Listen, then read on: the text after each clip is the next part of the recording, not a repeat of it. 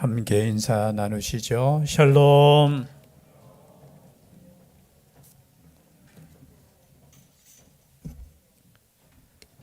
전역한 우리 지한 형제 축하드립니다. 다시 한번 박수로.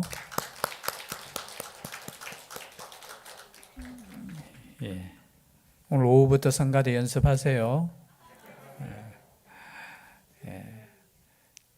기다리는 사람은 잠시인 것 같은데 또 나라를 위해서 긴 시간 동안 고생이라고 하면 좀 그렇지만 그죠? 시간을 들여서 헌신했습니다. 끝까지 또 하나님의 나라의 군사로서 잘 사용되어질 수 있도록 기도 부탁드리겠습니다. 제노비즈의 케이스라는 것이 있습니다. 제가 학생의 주보에 글을 한번 올렸나 모르겠는데요. 무슨 뜻이냐 하면은 뉴욕의 퀸즈에서 있었던 실화를 배경으로 한 케이스입니다. 1964년도에 제노비즈라는 여인이 살해를 당합니다. 근데 그 살해 장면을 조사를 해보니까 당시에 주위에 있던 38명이 목격을 하게 됩니다. 그런데 놀랍게도 아무도 신고를 하지 않았고 또 아무도 도와주지 않았습니다. 그래서 경찰에서 조사를 해보니까 왜 그렇게 했느냐라고 했을 때 거의 대부분의 사람들이 이렇게 말했습니다. 다른 사람이 도와줄 것으로 생각했다라는 거예요. 다른 사람이 신고할 것으로 생각했다라는 겁니다. 그래서 제노비즈의 케이스라는 이제 용어가 사회적 용어가 생기게 되어 있었습니다. 생기게 된 계기가 되었고 또 이제 또 많은 미국의 주도 그렇고 나라에서 위기에 처한 사람을 보고도 도와주지 않을 경우에는 벌금에 처한다든지 형벌에 처하는 법들이 제정되기도 했습니다. 사실은 그게 쉬운 건 아니잖아요. 우리가 예를 들어서 바다에서 한 사람이 빠졌습니다.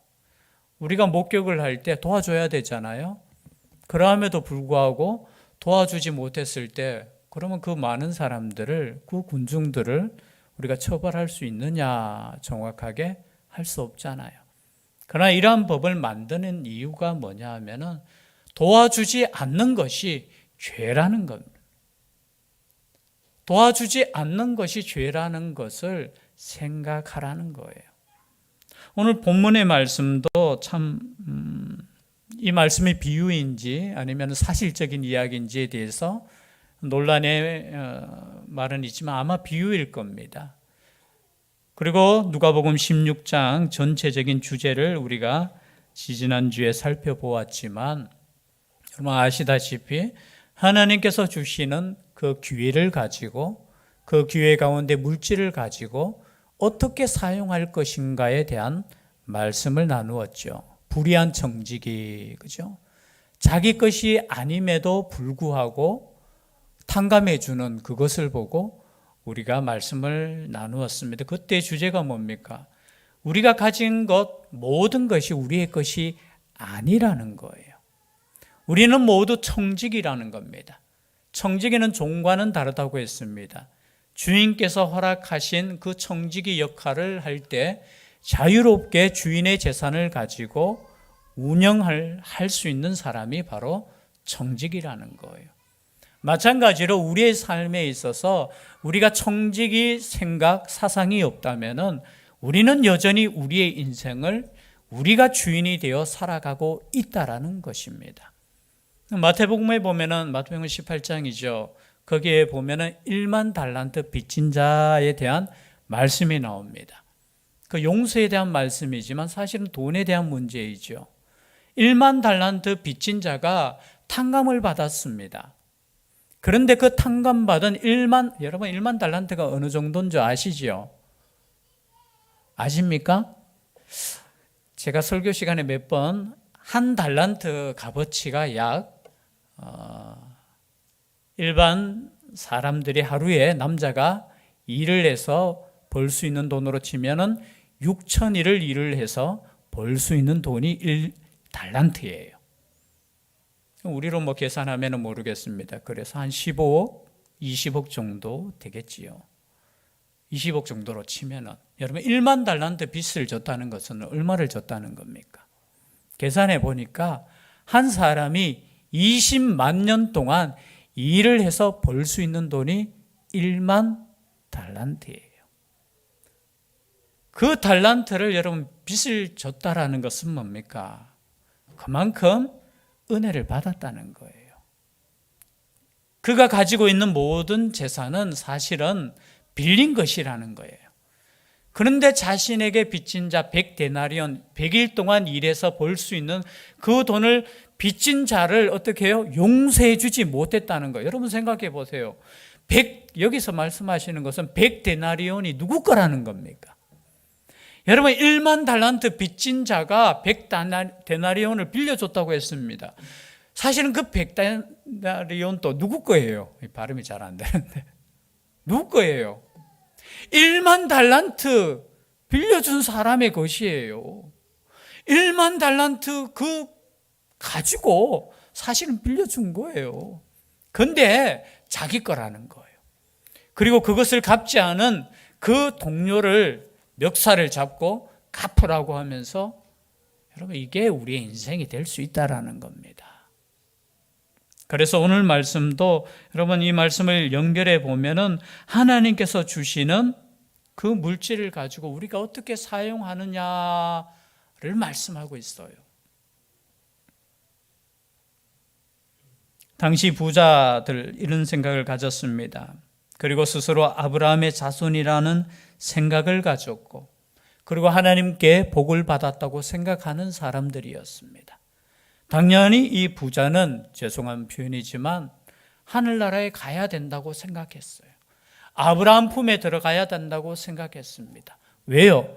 나는 아브라함의 육적인 후손이고 내가 이 땅에서 이렇게 복을 누리는 것은 그 하나님께 복을 누리기 때문에 나는 당연히 죽어서도 하늘나라에 간다고 생각했고 아브라함 품에 들어간다고 생각하는 것이 그 당시에 특히 바리새인들, 서기관들 오늘 말씀해 보면은 읽지는 않았지만요 14절에 보니까 바리새인들은 돈을 좋아하는 자들이라 이 모든 것을 듣고 비웃었다라고 되어 있어요. 불의한 청지기 말씀, 이 말씀들을 듣고 비웃었다라는 거예요. 왜 비웃었을까요? 그들에게는 돈이 있어요. 돈을 좋아해요. 이 물질에 대해서 이야기할 때 비웃었어요.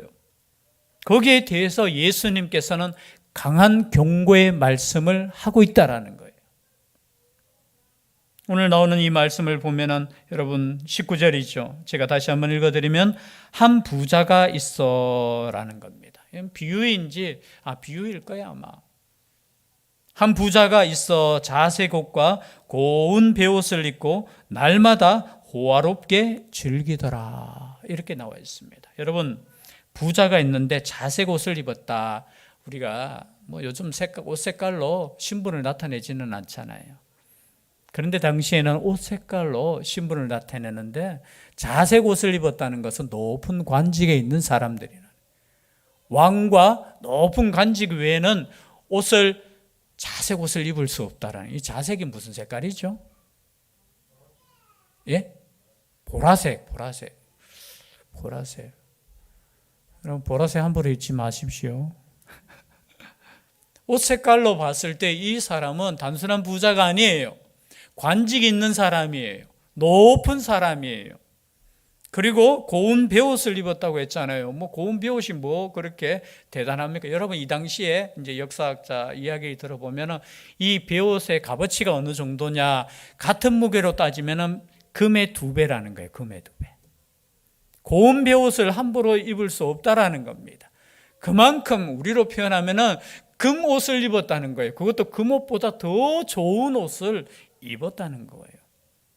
그뿐만이 아니죠. 호화롭게 즐기는데 어떻게 날마다 즐기는 거예요.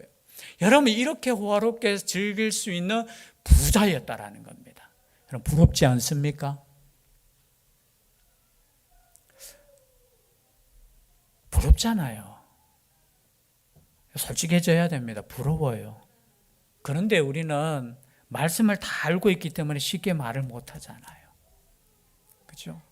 이 말씀의 연결이 참 그런데 이 부자가 죽어서 천국에 갔더라 하면 참 좋을 텐데 이제 말씀이 바뀌는 거예요. 20절에 보니까 그런데 나사로라 이름하는 한 거지가 헌데투성이로 그의 대문 앞에 버려진 채 있었다는 겁니다.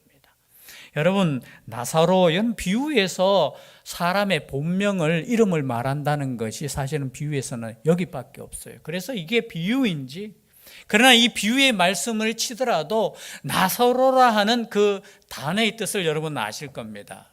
나사로가 무슨 뜻이냐? 히브리어로는 엘리에셀이라는 뜻이에요. 엘리에셀이 무슨 뜻이죠? 우리 학생의 옛날 그 학생의 이름이 엘리에셀이었잖아요.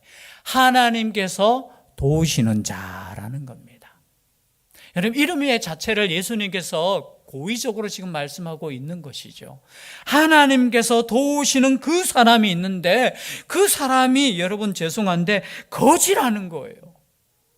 하나님께서 도우시는 사람이 헌데투성이 뭐냐면 병이 들어가지고 그냥 살갗이 다 벗겨진 뭐 나병인지 아니면 종기인지 모르겠어. 너무 아파서 모든 이렇게 살갗도 다 이렇게 성한 곳이 없는 그런 사람, 그것뿐만이 아니에요. 여기 부자의 대문 앞에 버려졌다는 거예요. 버려졌다. 여러분 단어 자체를 생각해 볼 때 여러분 세상에서 가장 불쌍한 사람이 누구입니까? 가난한 거지입니까? 아니면 병든 자입니까? 아니면 버려진 자입니까? 저는 말씀을 묵상하면서 제일 끝에 나오는 이 단어가 제일 마음이 아프더라고요. 버려졌다는 거. 여러분 우리가 이 땅에 살면서 가난해질 수도 있잖아요. 그죠? 그리고 이 땅에 살면서 우리는 아플 때도 있잖아요. 근데 가장 가슴 아플 때가 언제입니까? 버려졌다는 거예요. 여러분 가난한 것도 아픈 것이고 그리고 병든 것도 아픈 것이지만 진짜 우리를 힘들게 하는 것은 사람들로부터 버려진 거예요. 그런데 하필 어디에 버려졌다고요? 부자의 대문 앞에 버려진 거예요. 아마 사람들은 이렇게 생각하면서 버렸을 거예요. 그래도 그 부자에서 그죠? 그 부자들이 날마다 호롭게 그 사는 그 가운데서 음식들이 떨어지면은 그것으로 겨우 아마 살라고 불쌍해서 거기에 버려졌을 거예요. 그런데 모르겠어요. 제 같으면 더 힘들 것 같아. 아니 똑같이 아프고 똑같이 가난하면은 덜 그럴 텐데 어느 한쪽은 부자로 살고 있는 그 모습을 날마다 볼 때 어떤 마음이었어? 모르겠어요. 화가 났을 수도 있을 것이고 때로는 내 이름이 나사로인데 내 이름이 하나님께 은혜를 받은 사람이고 하나님의 도우심이 필요한 사람인데 나의 인생은 왜 그렇습니까? 원망했을 수도 있을 것 같아요. 아니 안 보면 괜찮은데 눈에 보이잖아요. 우리를 힘들게 하는 것은 뭡니까? 비교 대상이 있을 때 우리를 힘들게 하잖아요. 그래서 그런데라는 단어를 썼는 것 같지. 완전히 비교되는 한 사람. 그런데 이 나사로는 어느 정도냐? 그 부자의 상에서 떨어지는 것으로 배불리려 하며 심지어 개들이 와서 그 헌대를 핥더라. 여러분 유대인들은 이 말씀을 듣는 유대인들은 알고 있어요. 부자들이 그죠? 음식을 먹다가 상에서 떨어지면 그것을 절대 먹지 않습니다. 물론 건강을 위해서도 그렇고 그 떨어진 것은 부정한 것이라 생각해서 먹지 않아요. 누가 먹습니까? 개들이 와서 먹는 거예요. 아니면 그 음식을 개들에게 주는 겁니다. 그런데 그 음식을 함께 먹고 또 개들이, 여기서 개들이라는 것은 여러분 유대인들은 개들이라는 단어도 다르게 써요. 들개, 그죠? 사나운 개, 그리고 집에서 기르는 애완견을 다르게 표현해요. 여기서 나오는 개는 그냥 사나운 개들, 길거리에 배회하는 그 개들이 와서 그 상처 입은 곳을 핥았다는 거예요. 뭐 두 가지로 해석을 해요. 이 개들이 그냥 와서 핥을 정도면 뭐냐? 개들도 무시하는 그런 존재. 또 하나는 그래도 개들이 와서 그 흐른 곳을 핥아주는, 개들이 위로하는 그의 인생. 그런데 여러분, 인생은 변함없이 똑같은 것이 있습니다. 21절에 드디어, 22절에 보니까 드디어 두 사람이 죽습니다. 여러분, 부자도 죽어요. 그리고 건강한 사람도 죽습니다. 가난한 사람도 죽어요. 그리고 아픈 사람도 죽습니다. 그런데 오늘 보니까 두 사람이 똑같이 죽어요. 그런데 죽음 이후에 삶이 다르다는 거예요. 22절에 보니까 그 거지가 죽어 나사로죠, 천사들에게 받들려 아브라함의 품에 들어가고 부자도 죽어 장사되매. 여러분, 인생의 변함없는 진리가 뭐냐? 죽는다라는 거예요. 끝이 있다라는 거예요. 지금 누가복음 제가 계속해서 말씀하는 그 주제가 뭡니까? 끝이 있다라는 거예요. 계산할 때가 있다라는 거예요. 그런데 보니까 이 나사로는 죽어서 천사들에게 받들려서 아브라함의 품에 들어갔다는 겁니다. 여러분, 당시 유대인들은 아브라함 품이 어디냐? 천국이라고 생각하는 거예요. 그래서 다른 말로 표현하면은 나사로는 죽어서 천사들에게 들려 천국에 갔다는 거예요. 그런데 부자는 여러분, 음부에서 23절에 보니까 고통 중에 눈을 들어 멀리 아브라함과 그의 품에 있는 나사로를 보게 되는 겁니다. 그럼 볼 수 없겠죠. 그러나 여기에서 예수님께서 지금 비유로 말씀하는 거예요. 지금 부자가 천국에 갈 줄 알았지. 그런데 이 부자는 어디에 갔냐? 음부에 갔다라는 거예요. 이 말씀을 듣고 있는 바리새인들은 아마 조금은 충격이 받았고 화가 났을 거예요. 아니, 왜? 이 부자가 뭘 잘못했어 그래? 부자가 잘못한 거 됐습니까? 여러분, 성경 읽을 때 의문을 여러분 품어도 괜찮아요. 품으시고 하나님께 여러분 질문해 보시고 저에게 한번 질문해 주시면 좋겠어요. 우리가 이 성경을 읽을 때 그렇잖아요. 왜 가난한 나사로는 왜 천국에 갔어요? 아무것도 하지 않았는데요. 저는 옛날에 읽을 때 어떨 때는 화가 났어요. 이 나사로는 뭐 했느냐고. 죄송합니다. 아니, 믿음으로 따지면은 부자로 전도했어야 되지. 자기만 천국 가고. 제 머리가 좀 문제가 있죠. 오늘날로 따져보면은 우리가 예수 그리스도에 대한 복음을 다 알고 십자가와 부활을 우리는 경험했기 때문에 여러분 이렇게 말할 수도 있어요. 여러분, 부자 부러워할 것이 아니에요. 그의 영혼이 만약에 지옥 갈 영혼이라면은 여러분 전도해야지요. 기회 있을 때 그의 대문 앞에 있었으면 찾아가서 예수 믿으라고 해야 되지요. 그러나 여기까지는 아니에요. 아직 예수님께서 이 땅에 계실 때잖아요. 그죠? 아무것도 하지 않았어요. 그런데 왜 나사로는 천국 가고? 신학적으로 그거 따지자는 거 아니에요. 그러나 이 당시까지 생각해 보십시오. 하나님의 말씀이 있고 율법이, 바로 앞에도 율법에 대한 말씀이에요. 율법적으로 따지면은 이 부자는 어디에 가야 되느냐? 지옥 가는 게 맞아요. 왜 그렇습니까? 왜 그래요? 율법적으로 따져보면은 가난한 사람들을 도와줘야 되잖아요. 여러분, 누가복음에 보면은 제일 처음 나올 때 회개하라 천국이 가까이 왔노라라고 했을 때 그 외침을 누가 했습니까? 예수님도 했지만 세례 요한이 외쳤잖아요. 누가복음 3장에 보면은 그때 그러면 사람들이 와서 회개가 뭡니까? 어떻게 회개할까요? 라고 했을 때 분명하게 이야기합니다. 옷 2벌 있는 자는 나눠주고, 그리고 음식이 남아있는 사람은 음식이 없는 사람들에게 나눠주는 것이 회개라는 거예요. 여러분, 회개하고 예수 믿으셔야 됩니다. 여러분, 예수님 믿는다는 것을 여러분 다른 것으로 생각하시면 안 돼요. 어떤 사람은 이렇게 생각해요. 그냥 예수 믿으면 난 천국 가지. 내 죄를 위해서 예수님께서 죽으셨으니까 나의 모든 죄는 다 용서받았어. 여러분 단순하게 그렇게 믿으시면 안 됩니다. 회개가 있어야 돼요. 여기서 회개는 우리의 삶에 있어서 회개가 있어야 된다는 거예요.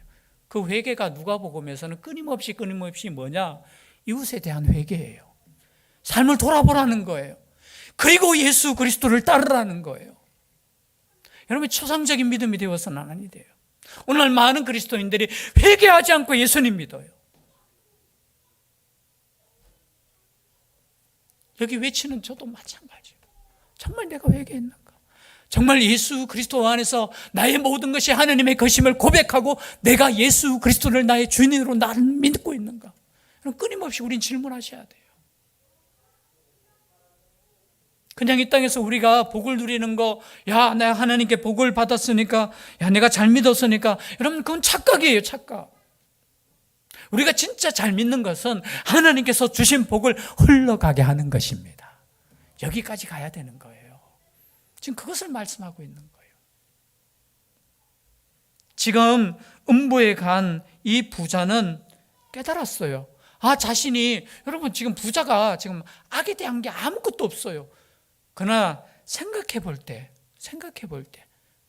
지금 예수님께서 말씀하시고자 하는 그것은 뭐냐? 너의 집 앞에 나사로가 누워 있었는데 왜 친구로 받아들이지 않았는 거예요? 이게 정말 저는 이 말씀을 읽을 때마다 참 저는 부끄러워요. 아니, 멀리 있는 것도 아니었어요. 자기 집 앞에 있는 그 나사로를 보고 그냥 너는 떨어진 음식을 먹을 정도로 너는 되었어. 아니에요. 그리스도인이라면, 하나님을 믿는 사람이라면, 아니 그리스도인까지 안 가고 이 당시 율법적으로 내가 잘 믿는 바리새인이라면은 그 사람을 나의 친구로 받아들였어야 돼요. 그리고 내가 가진 것을 그와 함께 했어야 되는 거예요. 그런 사람이 율법적으로도 천국 갈 수 있는 사람이라는 것을 지금 말하는 거예요. 여러분, 그래서 율법적으로 우리가 천국 간다는 거, 이거 정말 쉬운 거 아니에요.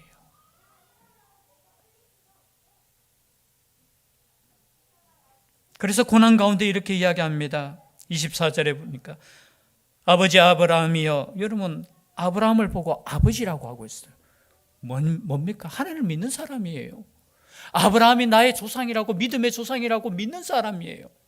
아버지 아브라함이여, 나를 긍휼히 여기사 나사로를 보내어 그 손가락 끝에 물을 찍어 내 혀를 서늘하게 하소서. 여러분, 얼마나 고통 가운데 있었으면 그냥 손가락에 물 찍어 가지고 나를 좀. 그리고 뒤에 보면은 그의 형제들에 대한 사랑도 있었어요. 나사로를 나의 집에, 아버지의 집에 보내가지고 내 형제 5이 있는데 그들에게 증언 좀 해달라고, 그들이 회개케 해달라고. 뒤에 나와요. 회개. 여러분, 회개라는 건 뭐예요? 지금 이 부자도 마음이 이렇게 자기가 잘못했다는 것을 깨달았다는 거예요. 그런데 죄송해요. 참 냉정하게 나와요. 아브라함이. 그럴 수 없다는 거예요.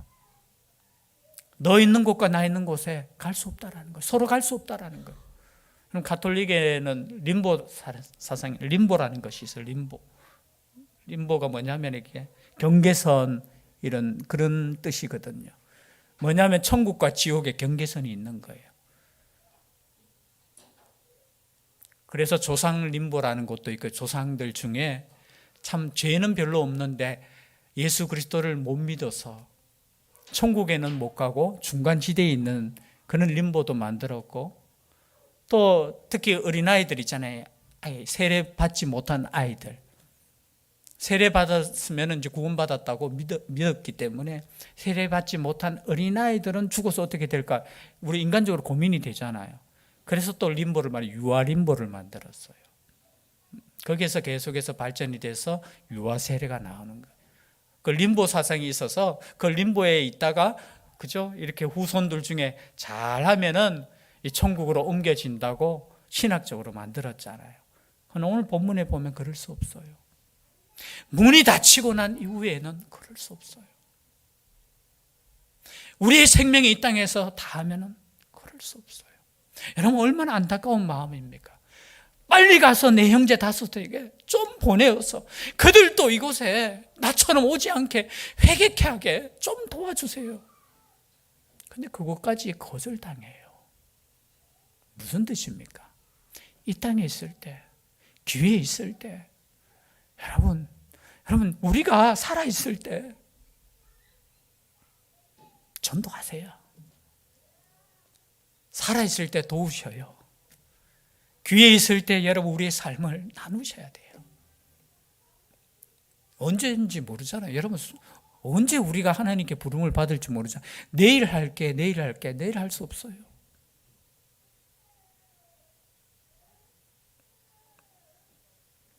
(30절에) 보니까 이렇게 부탁했습니다. 저 죽은 자 나사로를 보내면 우리 형제 다섯이 회개 안 하겠습니까? 그때 이런 말씀을 하셔요. 이르되 그렇지 아니하니이다.